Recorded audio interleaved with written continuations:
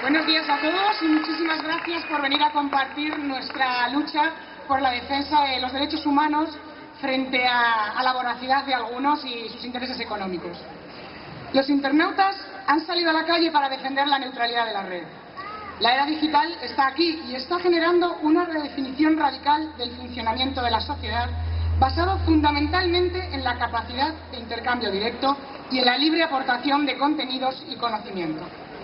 Internet no solo ha conseguido que los periódicos lleguen tarde, que las audiencias en televisión se estanquen, al igual que sucede en la radio, y que unos y otros pierdan el poder de silenciar aquello que no interesa, también ha logrado generar un sistema de información global y compartida, donde la manipulación es cada vez más difícil y en el que el ciudadano cobra un nuevo protagonismo, dejando de ser parte de la masa indiferenciada para convertirse en ciberciudadanía. El nuevo escenario tecnológico hace posible un diálogo entre los ciudadanos entre sí y con los poderes públicos, en el que la figura del intermediario representante ya pierde sentido. Y eso sucede tanto en el terreno económico como en el político. Por eso creemos que la democracia representativa debe ajustarse a los nuevos tiempos y volverse mucho más participativa, más directa, más informacional, más solidaria y global en consonancia con la sociedad emergente. Desde esta perspectiva, la regulación de las tecnologías de la comunicación e información en el nuevo campo de batalla, donde se libra la lucha por los derechos civiles, queremos llamar la atención sobre determinados puntos. Primero, el paquete Telecom, que todos habéis oído hablar ya de ello. En el momento actual, ante la proximidad de las elecciones al Parlamento Europeo, es obligatorio referirnos a este debate iniciado en julio de 2008 y que no está resultando nada pacífico. El objeto básico del paquete es el nuevo espectro radioeléctrico europeo y la nueva red de banda ancha que se liberará de aquí a 2012 y permitirá que sea utilizada por los distribuidores de Internet, accediendo a una transmisión aún más rápida de información y más barata, algo que en principio no debería suponer ningún problema. Sin embargo, mediante enmiendas de última hora que nada tenían que ver con el objeto de estas medidas, pretendieron torpedear las libertades civiles en la red, ya que proyectaban que las autoridades reguladoras nacionales pudieran imponer a los prestadores de servicios de la sociedad de la información la obligación de trabajar conjuntamente con la policía privada de los productores de contenidos y de las gestoras de derechos de autor. Todo ello para monitorizar a los usuarios cuando accedan a sitios no seguros, vaciando así de contenido toda la capacidad y el poder de los jueces y tribunales de justicia y sus competencias a favor de actores privados y medidas técnicas de vigilancia y filtrado o la llamada computación de confianza.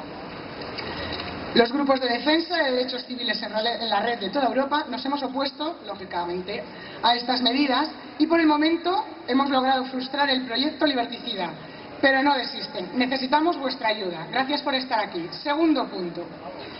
Protección y seguridad en las comunicaciones electrónicas.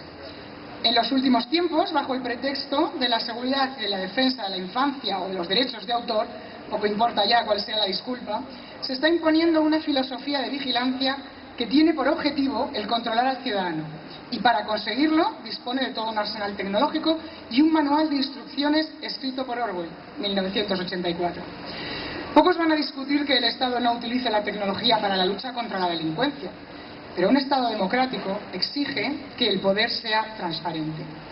Por eso, las medidas a utilizar, además de respetuosas con el régimen de garantías, deben ser públicas y conocidas, pues es la única forma que tenemos como ciudadanos para exigir el cumplimiento de la ley y el respeto de nuestros derechos.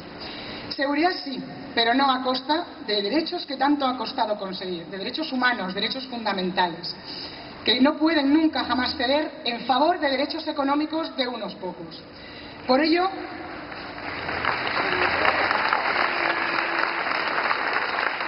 advertimos en todo caso la necesidad de siempre valorar la Directiva de Comercio Electrónico y la legislación sobre conservación de datos de comunicaciones electrónicas. Tercer punto, la banda ancha. La sanidad y la educación universal fueron las dos grandes conquistas sociales del siglo XX. Hoy la incorporación de la tecnología es esencial para que esa universalidad sea efectiva. El libro ya ha dejado de ser el soporte de conocimiento, tampoco las universidades son ya sus catedrales. El saber está pasando a la red. Por primera vez en la historia de la humanidad, las tecnologías de la información y comunicación están haciendo posible la igualdad de oportunidades en el acceso al conocimiento. Pero, para que esta igualdad sea un hecho, es preciso que se garantice la universalidad de la banda ancha, el acceso de los ciudadanos a ese conocimiento por medios útiles y funcionales. Pero no solo eso, también determinados servicios sanitarios y asistenciales, cada vez en mayor medida, se prestan vía telemática y también empieza a ser la forma de relacionarse del ciudadano con la administración.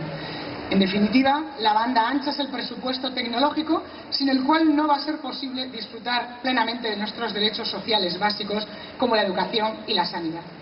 Para que esto sea posible, pues, resulta imprescindible fijar los valores mínimos exigibles a los proveedores en el ancho de banda, independientemente del acceso y del sistema elegido para ello. Por eso pedimos que se garantice, mediante una directiva europea y una ley nacional, el acceso mediante banda ancha como servicio universal. Cuarto punto, la neutralidad en la red. La neutralidad en la red es uno de los grandes principios sobre los que se ha construido Internet. Y se expresa básicamente en que todo lo que se transmite en la red se transmita de la misma forma, sin discriminar ni distinguir el contenido de los paquetes. Neutralidad supone aplicar a todos los datos que circulan por la red el mismo tratamiento, sin que haya prioridad ni jerarquía de unos sobre otros y que no se impida a algunos circular de forma que la red sea siempre la misma para todos. Desde la perspectiva de los derechos fundamentales, la neutralidad de la red equivale al principio de igualdad y no discriminación de los usuarios de la red. Y su defensa es esencial de cara a evitar que en el futuro Internet acabe bajo el control de unos pocos, como vemos cada día que pretenden. Por consiguiente, pretendemos que la ley garantice para todos estos principios. Quinto punto, los derechos de autor y el canon. Si bien entendemos que en el siglo XXI se deben repensar los derechos de autor y que estos no pueden seguir prolongándose en el tiempo constantemente, también defendemos que resulta ineludible la necesidad de restablecer el equilibrio entre el derecho individual de autor y el derecho colectivo a la cultura. Y recordamos que la Directiva 2000, del año 2000 sobre propiedad intelectual aconseja pactar códigos de conducta.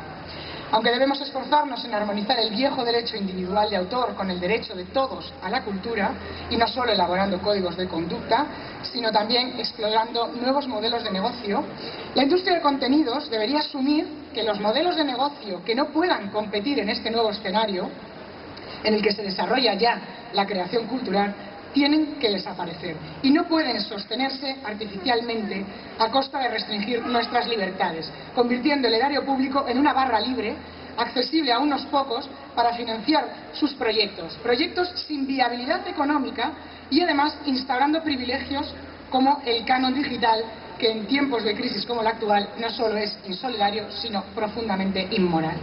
Gracias.